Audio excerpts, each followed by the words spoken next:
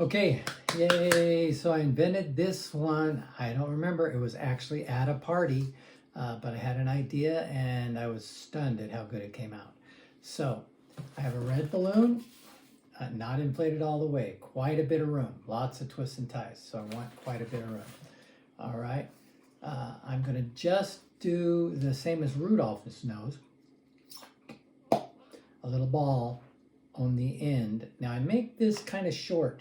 Because I don't want it very long. It's a small head. All right, there we go. So it's just that long. And even though it doesn't seem worth it, I don't need anything else in the balloon. So that is all I'm using. All right. What I'm going to do is stick it in the end of the red balloon, holding onto this knot. Stick both knots in. And I want to kind of make a round head. And then I have to grab both knots with this hand. Twist it off. And you've got a nose sticking out the side of the face. All right. Now that will certainly hold while you do the rest. And I'm going to do it the way I've always done it. So I'm going to do an actual pop tie. So arm, 3 balls, another arm. And now when you twist this in with the head, now it'll all stay. Okay? So this is a pop tie. I invented this quite a while ago.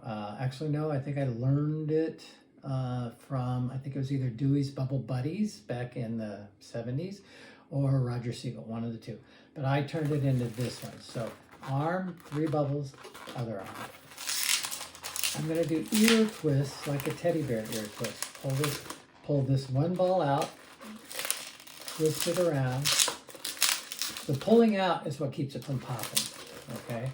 So that you get these ear twists. Now, when I learned it, that's all we did. We did the ear twists and then we popped the middle one. However, I've learned that if you push this down with the tips of your fingers and you turn with one finger and pull back with the other finger, you can get another twist in here. And by dividing that in half, it stays quite a bit better. It's much stronger tie. All right, there we go. Now before I pop it, now notice I also didn't give any neck. Straight to the arms. Body, and this is my body where the way I got rid of the tail.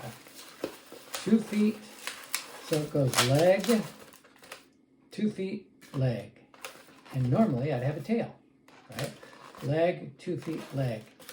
So what I'm going to do is I'm going to do the ear tie again so that you have 2 feet. Okay? Just like this, down at the bottom of the legs. Now, in order to get rid of the tail, all I do is cut the end off. Just like that.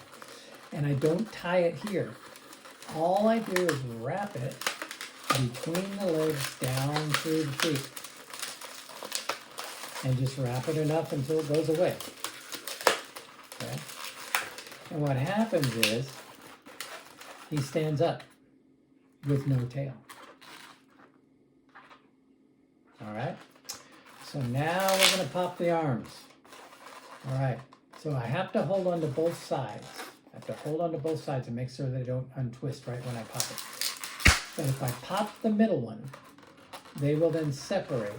You can use this for wings for an airplane. You can use it for helicopter blades. You can use it for any kind of arms, that kind of thing. I bring this around just like this. And what I've got is I've got Elmo with a big orange nose and a body. Now I could use my sticker eyes, right? I could put sticker eyes on this and it would probably look great. But I'm going to show you the way I made it in all of the years that I've been doing it. What I did was I just blew up the end of a white balloon again. Tied the knot off. Cut that off. And all I'm going to do is make 2 eyes out of this by dividing this in half. I want to divide it in half where the knot is. Just like that. Whoops. And it will come undone if you don't do anything with it, because there's not enough friction to hold it there.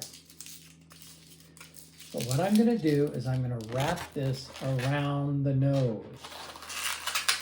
Wrap it around the nose once. And it should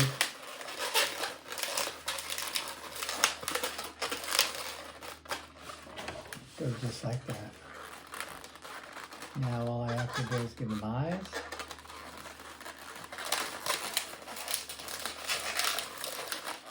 And a smile.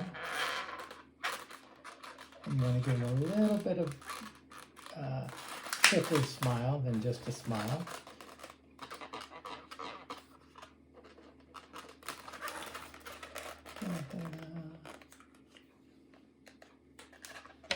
And you've got Elmo. Nice, huh?